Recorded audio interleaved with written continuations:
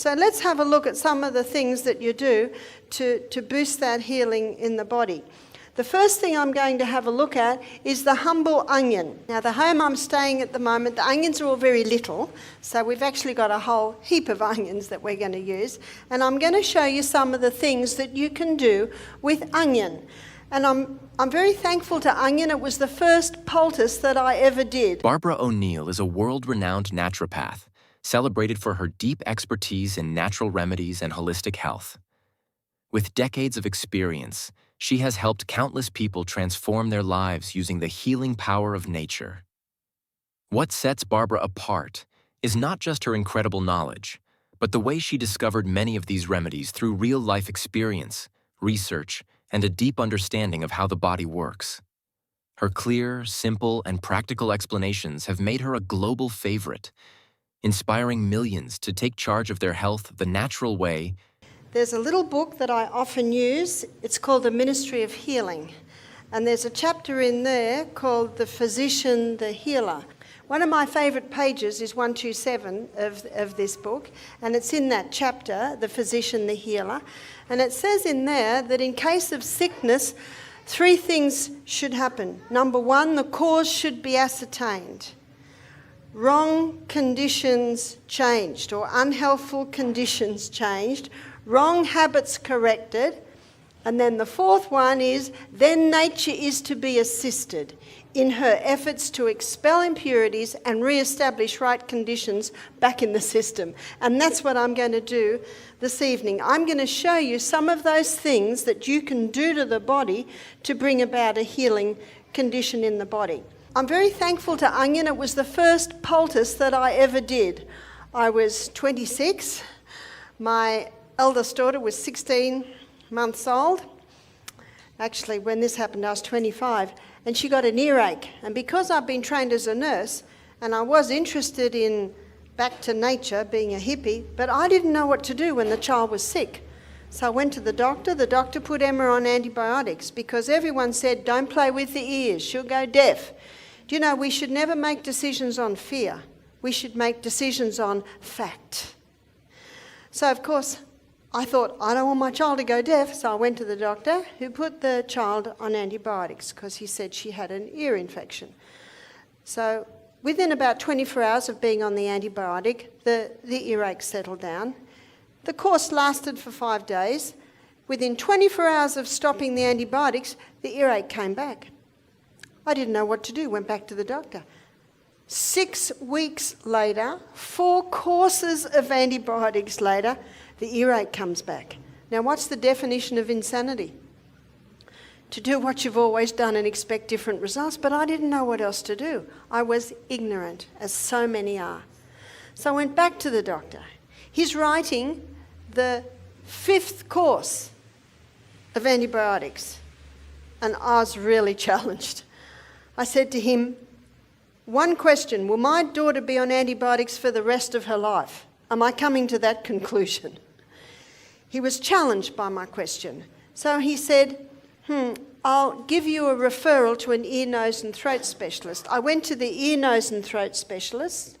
He looked in Emma's ears. He looked in Emma's mouth. He said, the child's teething. Give her these drops to keep the eustachian tubes clear. That was it. You see, our eustachian tubes are tubes that connect our eyes, our nose, our mouth, our ear.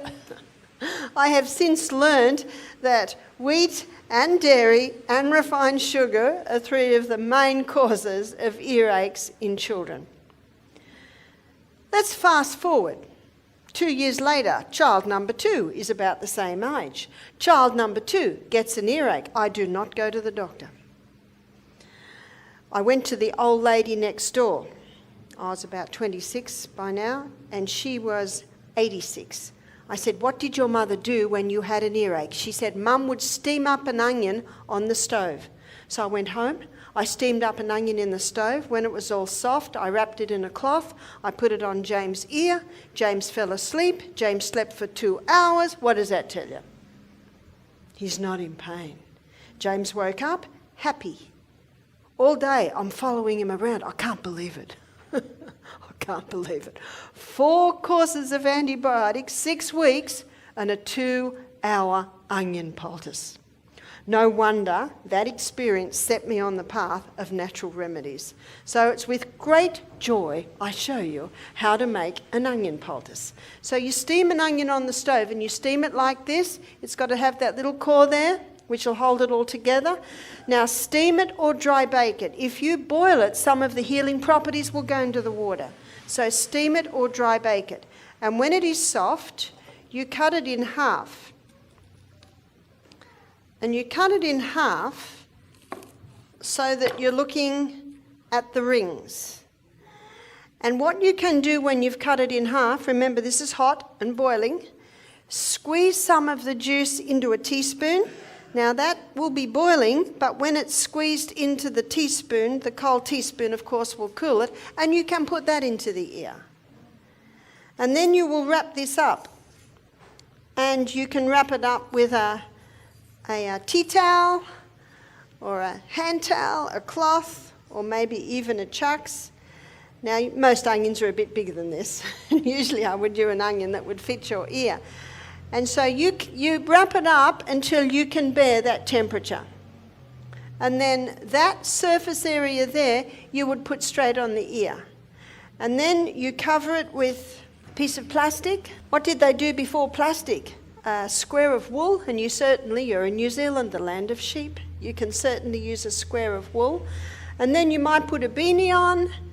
Do you call those beanies, those little woolen hats? Or you might bandage it on.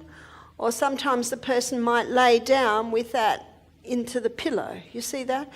But if you can keep it warm, you keep it on. So as long as you can keep it warm, you keep it on. Why onion? Because it's not just a kitchen staple. It's a powerful natural healer that's been used for centuries to ease ear pain. Onion contains strong antibacterial and anti-inflammatory compounds like allicin and quercetin, which help fight infections and reduce swelling in the ear. When you warm up an onion and extract its juice, it releases sulfur compounds that act like natural antibiotics. These compounds not only kill bacteria, but also help to loosen mucus and improve drainage in blocked ears, a common cause of earache.